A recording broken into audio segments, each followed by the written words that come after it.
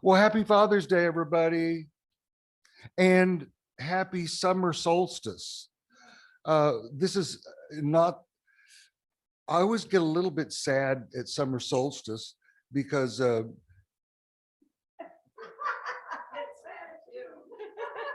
it's drooping. I'm so sorry. I shouldn't have brought that up. I hurt its feelings. Okay. Because the days get longer and longer till the summer solstice, and I love daylight. And starting today, that starts to, yeah, I know. It's like, yeah, but that's okay. That's okay. Um, there's a few reasons why I'm giving this talk. Um, we in fact in pretty much all the New Thought churches, there's a lot of talk about the divine feminine, and the sacred mother and such. But I have never, in the length of time I've been here, had heard anybody talk about the divine masculine. And it struck me that there's a reason for that. And I think that because people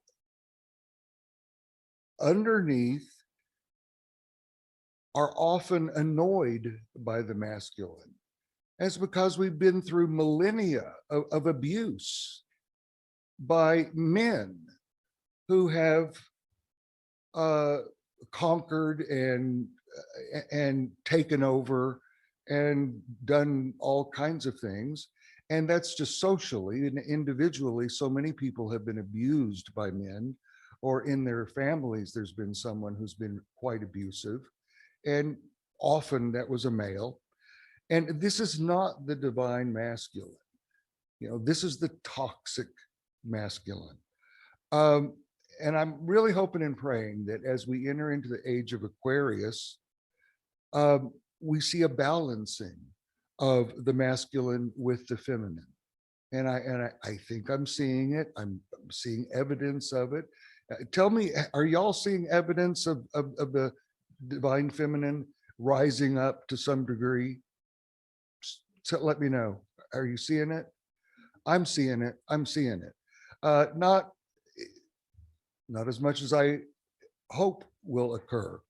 And that's going to bless the masculine, because whenever the two come together, they are in their strongest. So it's going to be good all the way around when we see the yang with the yin blending. And we're in need of that healing, socially and individually.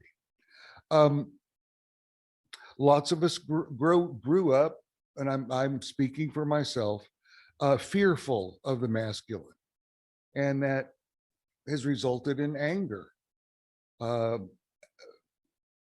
I've seen throughout my life women who have rejected their beautiful femininity because they were abused.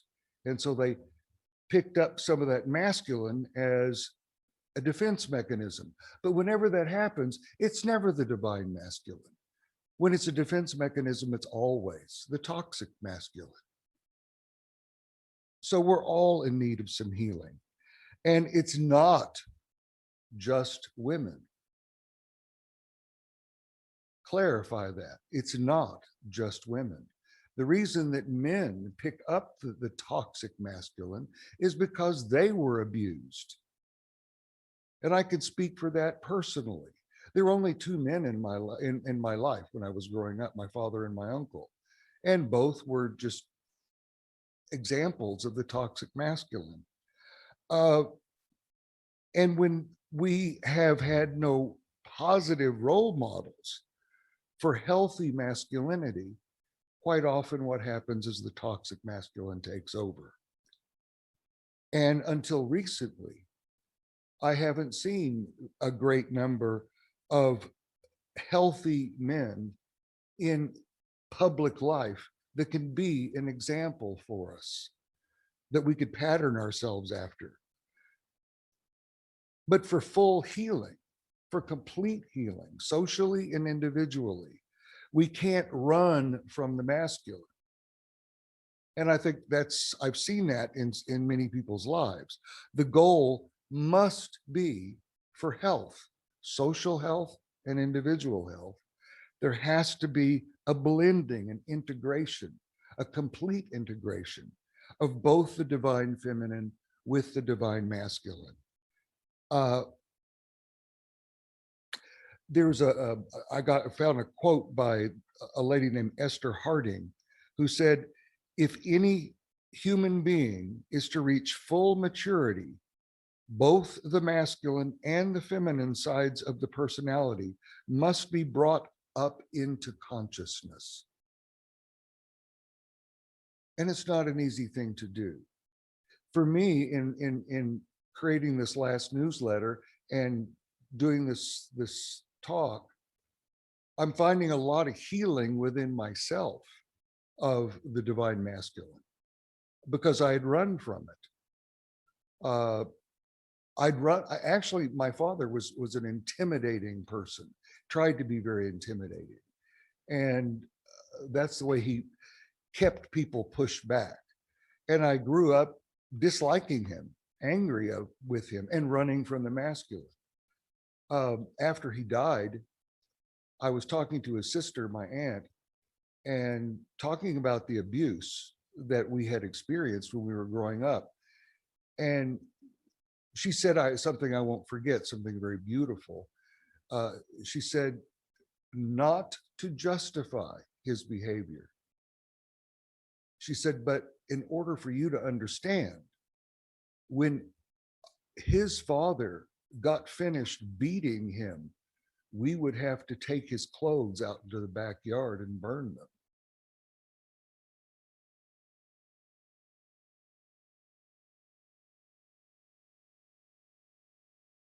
What a background for having to develop defenses.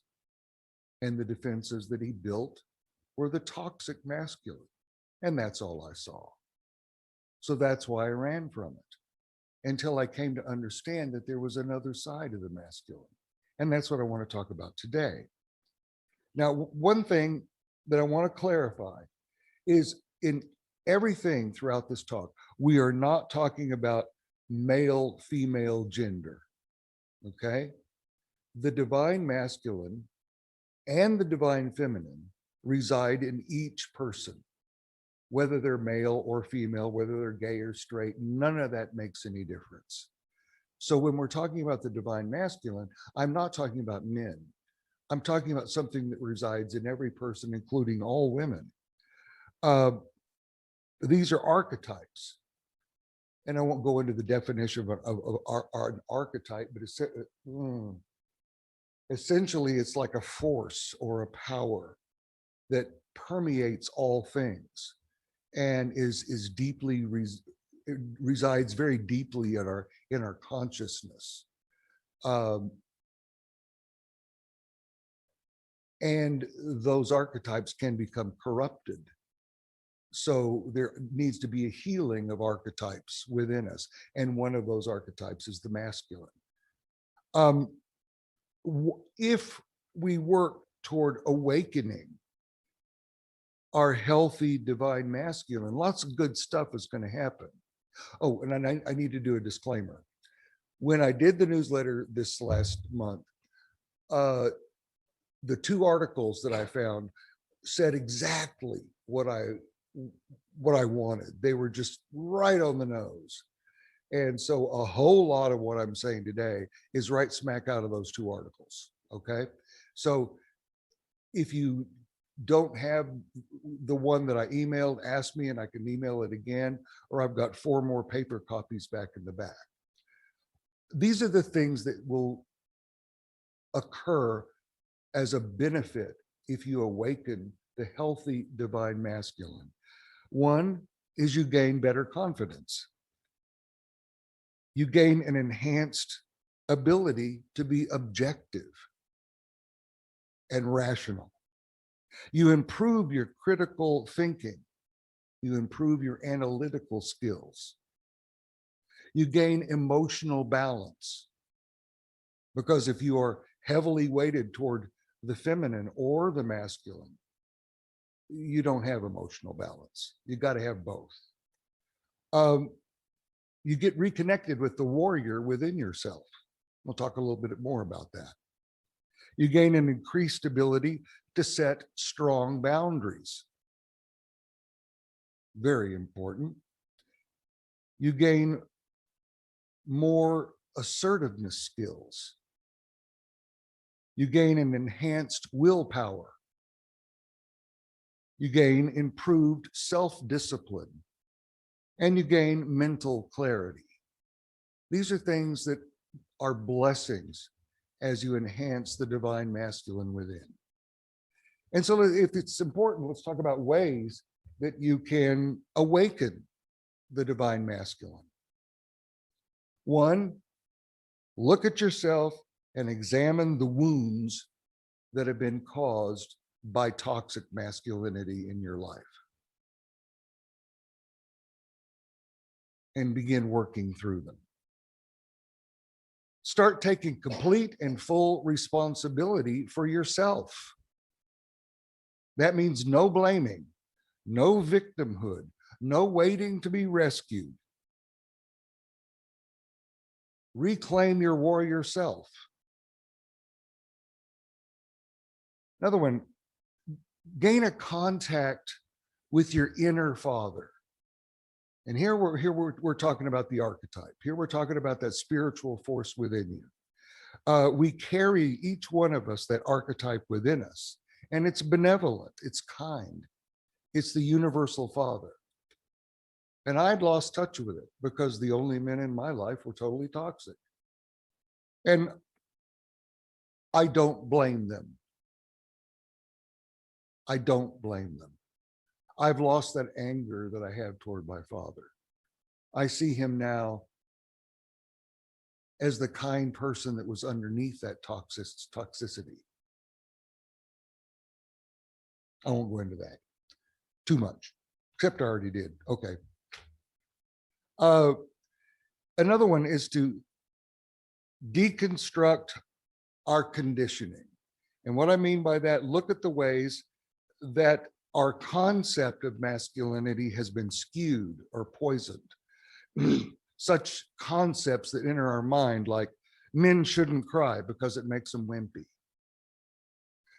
Men have to be stoic and not express their feelings. Men have to be successful in their career. They can't have failures. Men must be the head of the household, and it's not to be shared with anyone else or their partner. Men have to be interested in sports.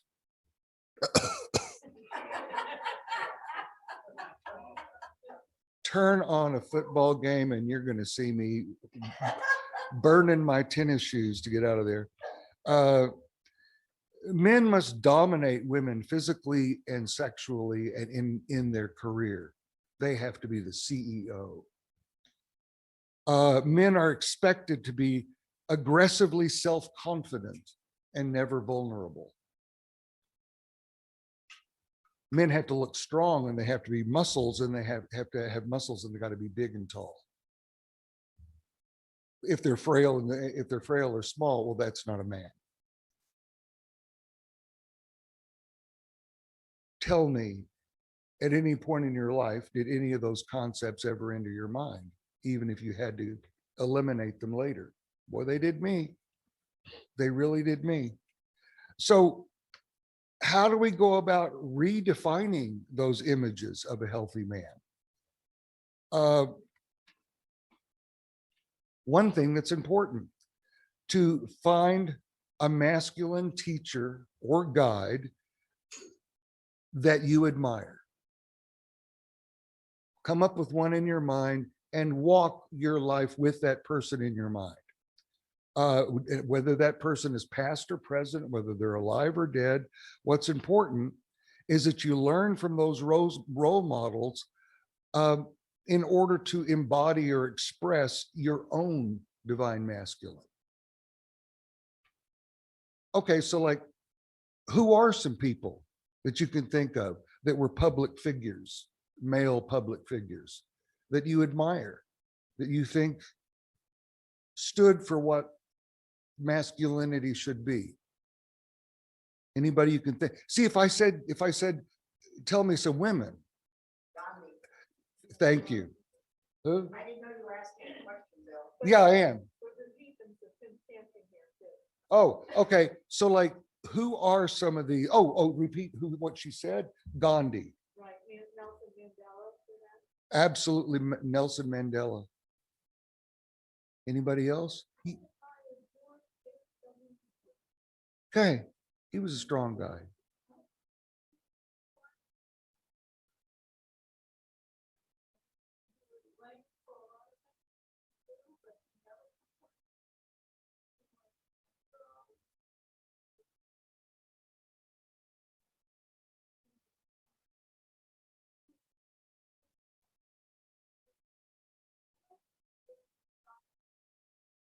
Okay, great. Thank you. Yes, ma'am. Sunshine.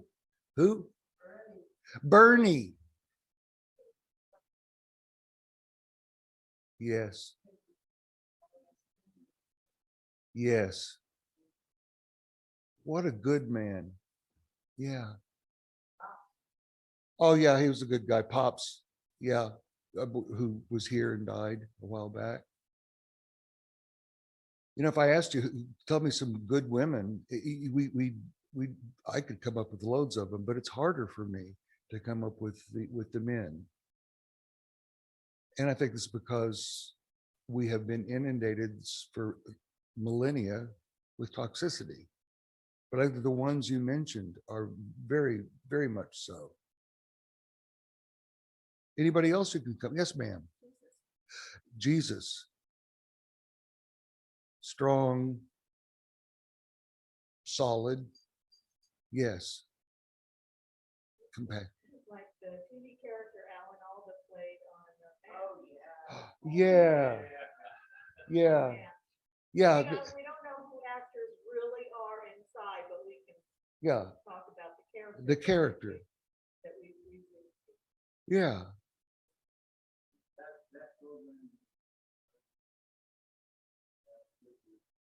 Yes. And I think a lot of it has to do with the men who played in there were strong, including Klinger. Klinger. I mean, he dressed like a woman, but underneath that, he was this wonderful man. Yeah. And he took care of so many people. I mean, whether he did it in high heels or not, you know, which looked fabulous on him, by the way.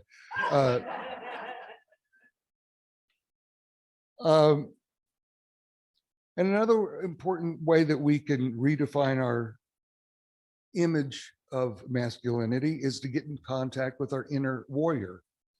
Our inner warrior will support and protect you. Doesn't take any bullshit from anybody, but when he's defending your rights, he will do it peacefully and assertively, not aggressively. The inner warrior values truth, courage, and inner strength. To redevelop or to develop that inner warrior, things that I could suggest would be to get assertiveness training. So many people confuse assertiveness with aggression. Once you understand the distinction between aggression and assertiveness, it's going to change your life. So get some assertiveness training. Get involved in martial arts. Do some vigorous exercise. Get out and do camping or hiking to the extent that you can. Learn to set solid boundaries. If you're not good with boundaries, one suggestion is just get online. There's loads of websites that help people learn how to set boundaries. I didn't really know I had an inner warrior because I'd run from the masculine so much. And one day when I was in Oklahoma, living in Cushing, I was walking down the street with my dog, And this is the one that died a couple of years after I got here, little Italian greyhound. And he was, walking on the sidewalk, and he walked over on the grass, and he went up to the side of this porch, and he hiked his leg and peed on the side of the porch. And long story short, this man that was half my age and twice my size came barging out of the house and started telling me all the different ways he was going to kill my dog in front of me. And it might sound funny, but it wasn't. It was far from it. I was mad. And this thing just happened. I charged him, and I never touched him, but he was terrified. I backed him up against his house, and I just kept screaming, "What did you say? What did you say?" And the next thing I knew, the cops came by and broke it up. And later on, I was like, what the hell was that? Well, that was the inner warrior. And it came out again here in Franklin. A guy did exactly the same thing with another dog, with my littlest one, Gino. Yeah, Gino ran up to him and wagging his whole body, wanting to be petted, and put his feet up on him. And the guy reared his foot back, and I won't repeat what he said. It was filthy. And I just freaked. It just popped out. And I charged him and made it clear that I would hurt him if he touched my dog. And the next thing you know, we were out in the middle of nowhere, and there's a little teeny dirt path, and a guy drives up that knew both of us. And he yelled and said, "Doug, get in the car." And not this Doug, sorry. Like that's he would be the anti-Doug in this case. But he got in the car, and I don't see myself as an aggressive person at all. But it's there. It's inside everybody. Get in touch with that person.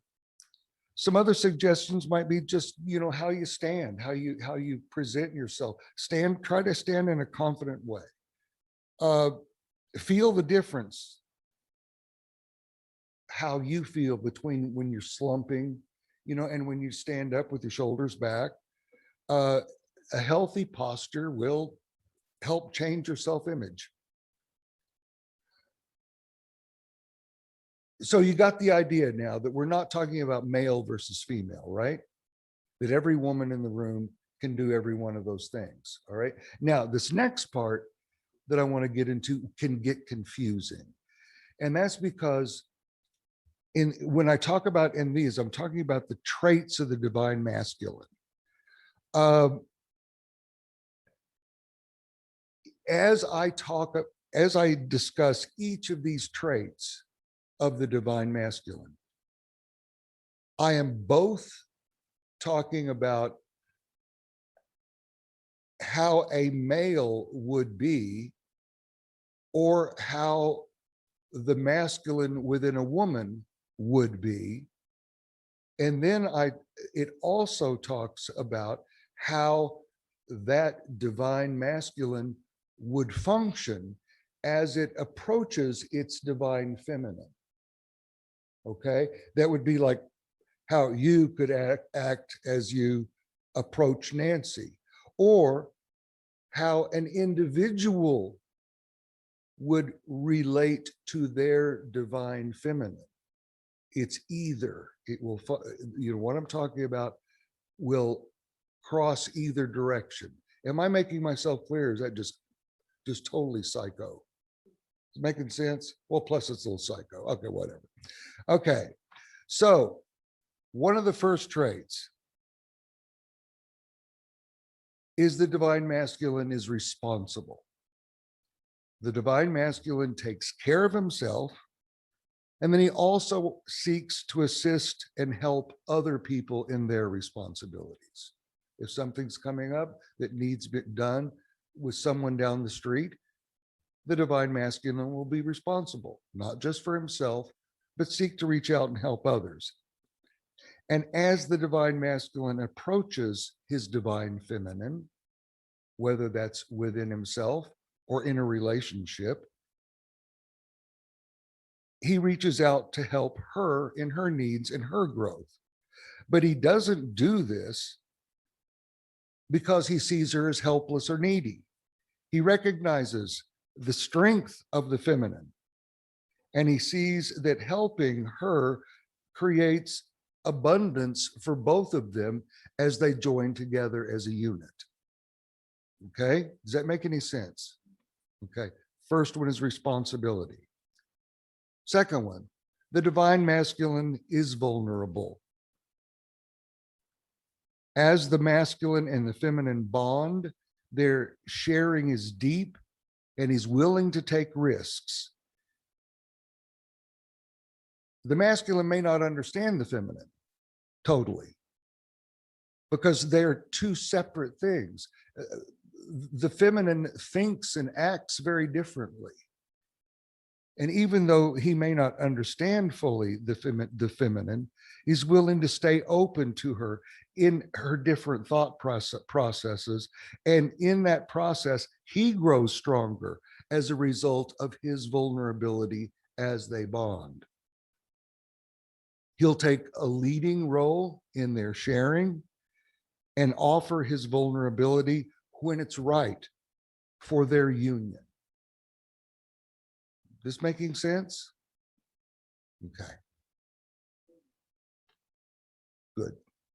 Now, if I get too weird, or this is ethereal stuff, so it can go like that, and if it does, just throw something at me, but not rotten vegetables. Okay, we'll stop there.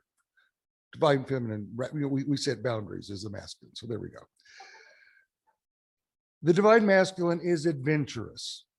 He loves to come up with fun things to do to keep himself new and lively. And then he likes to share those adventurous things with his feminine counterpart. And that's where you might run into trouble sometimes. People say, what? But, he's going to do that. He's kind of like, he's the guy that likes to stir things up.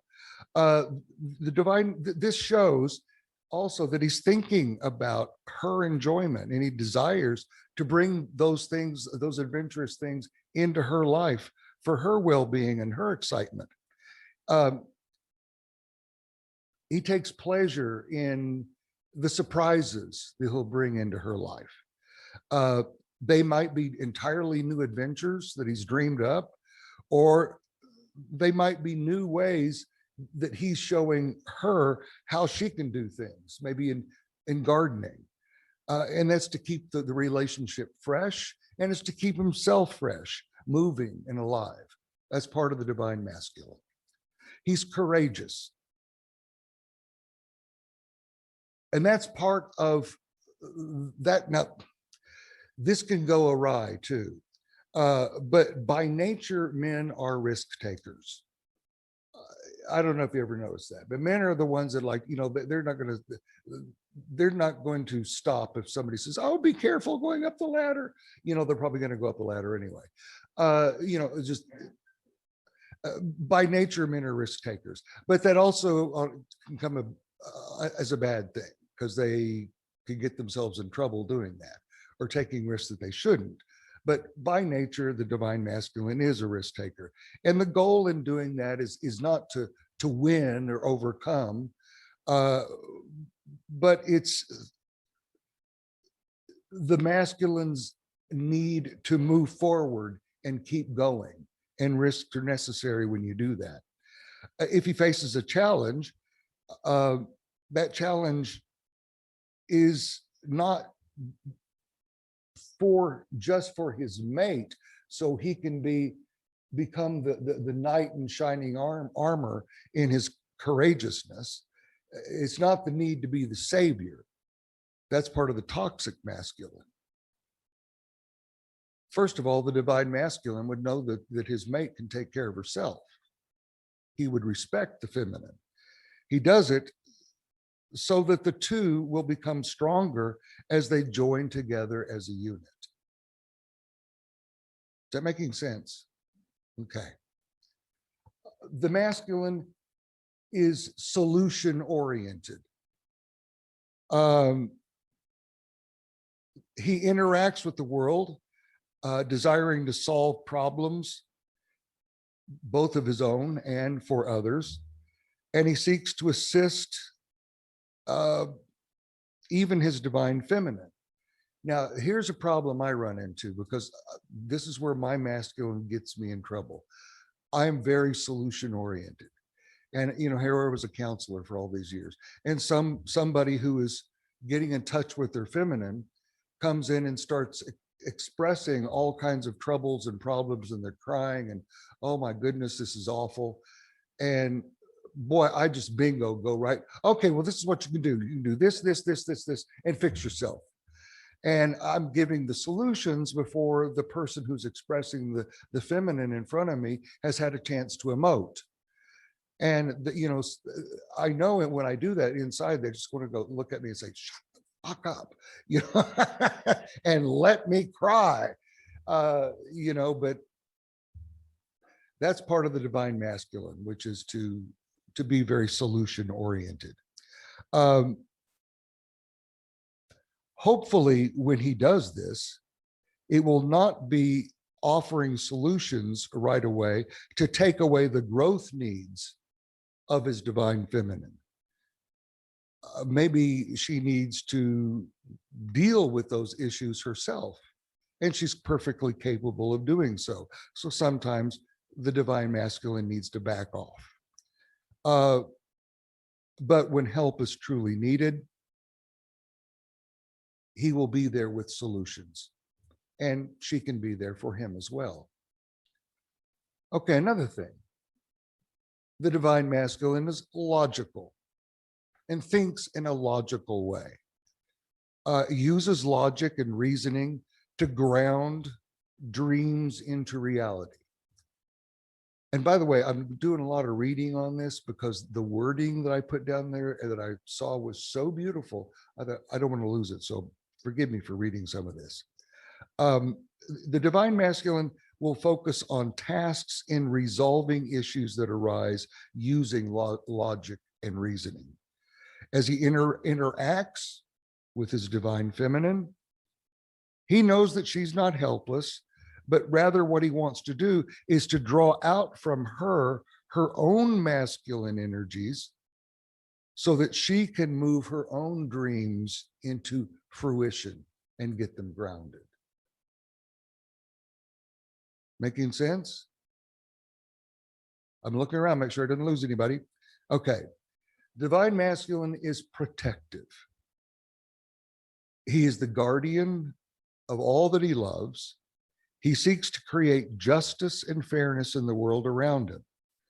His protectiveness goes beyond his divine feminine.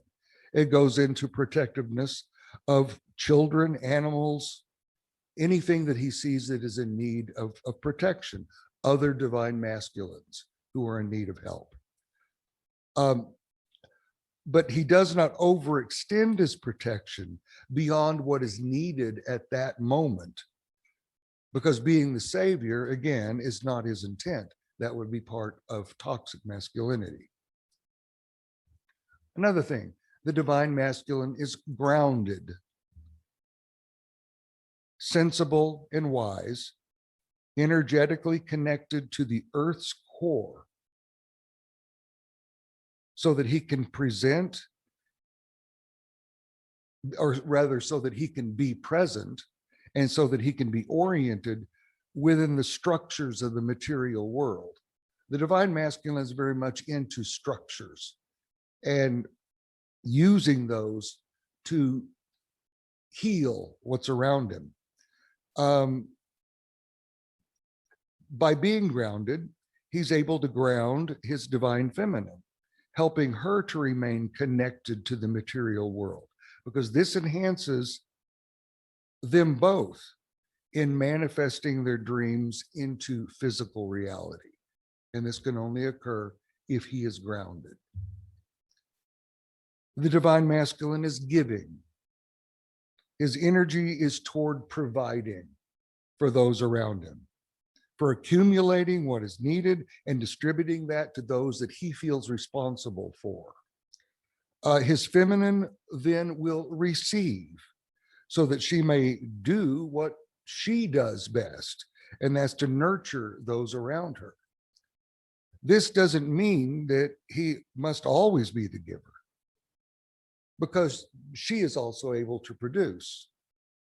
This is about unique energies of the two as they blend and bond and become one, which is the goal.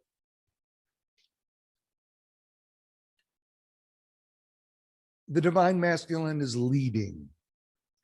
He leads within his community. And again, this is not to control, but leads from a place of love and caring. And rather than seeking dominance, the divine masculine believes that he believes in his own ability to reach out and bring out the leadership within others around him. He positions himself in a point of strength to bring out leadership abilities, particularly within his divine feminine.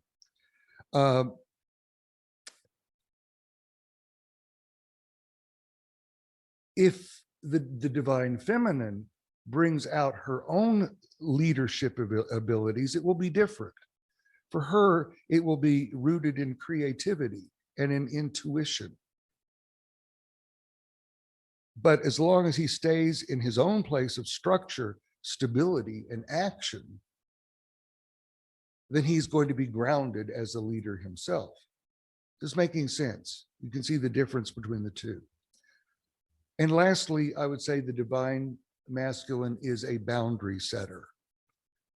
He sets clear boundaries within himself and for his divine feminine, as well as everyone else around him as needed. He knows that he is unable to control people, but he can control himself, and he responds to the actions of others by setting boundaries. This creates an atmosphere of security and stability with both his mate and everyone else around him. And I love this phrase that this lady used. She said, like a furnace in the winter, the divine masculine provides the structures and security of a home. That, for some reason, really resonated with me. This provides a sacred space where the two counterparts can flourish and unite with one another and with their higher power as well. Do you remember when Lisa gave her talk on Mother's Day? Lisa Ezard, yeah. Do you remember her up here giving her talk? I thought one of the things she did I thought was so cool is she talked about traits of the femininity, of the feminine in nature, to recognize how it's a universal reality and not just something grounded in the female. So I did a little bit of research, and I thought some of these were so cool, of ways that the divine masculine is evident in the world around us and in the natural world. Male marmosets care for and nurture their offspring from the very moment of their birth, which is crucial for their survival. And he does this more so than the female. And another thing is, even though marmosets don't mate for life, the male marmoset, once he has offspring, he won't respond to any female around him who goes into estrus. He stays totally focused on the young until they reach maturity, before he will go find another mate. Now, this one is, to me, is kind of mind-blowing.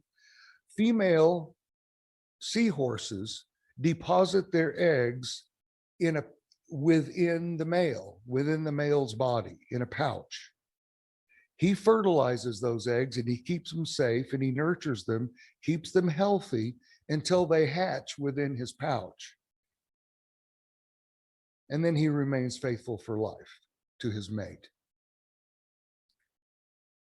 This is kind of an interesting one. The male rhea, a rhea is like sort of like a smaller ostrich, builds a nest for his mate. She lays the eggs in the nest. He sits on the eggs. He incubates the eggs. And when they hatch, he cares for the young while the female runs off and goes finds another mate. There you go. We just call her ostrich. Maybe her name should have been Rhea. A spotted sandpiper. The female lays her 4 eggs, always 4, in a nest on the ground and leaves them entirely to the care of the male. He incubates the eggs. He fully cares for the young, again, while she runs off and finds another mate. Male, how many of you guys watch nature shows? Oh, they're so cool. It's that and sci-fi. That's all I watch. You've probably then seen the pictures of the penguins in Antarctica. The male penguin nurtures the single egg by holding it on his feet in the most bitter, the most cold, and the most dark places on the planet, like Antarctica in the dead of winter. And he does this while the female goes and hunts for fish. And out of necessity, he totally fasts this entire time, in this entire process, never eats, but just cares for the egg. And now this wasn't in any of the things that I read, but yes, ma'am.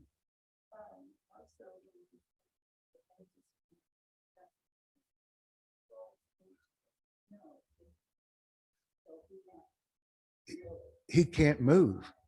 Yeah, he's got to just like that. Yeah.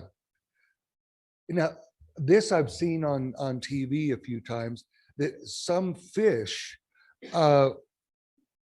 when the female lays the eggs in the mouth of the fish, of the male, and the male holds the eggs of the fish within his own mouth until they hatch. And once they hatch, and all this time he can't eat. So he has to fast this whole time. And then when the eggs, they hatch and come out, they stay around the male. And he protects them until they grow older. And if danger comes, he opens his mouth and they all run back in his mouth. I think that's pretty cool. So if you think about it,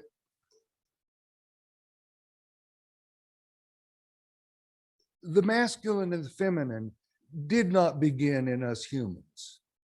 The masculine and the feminine are part of nature. The divine masculine and the divine feminine. They're part of nature all around us. And then as we evolved, the divine masculine and feminine became part of us. It's balanced in nature. So now it's our goal to understand what this force really is and to seek to balance it within ourselves and within society. Happy Father's Day.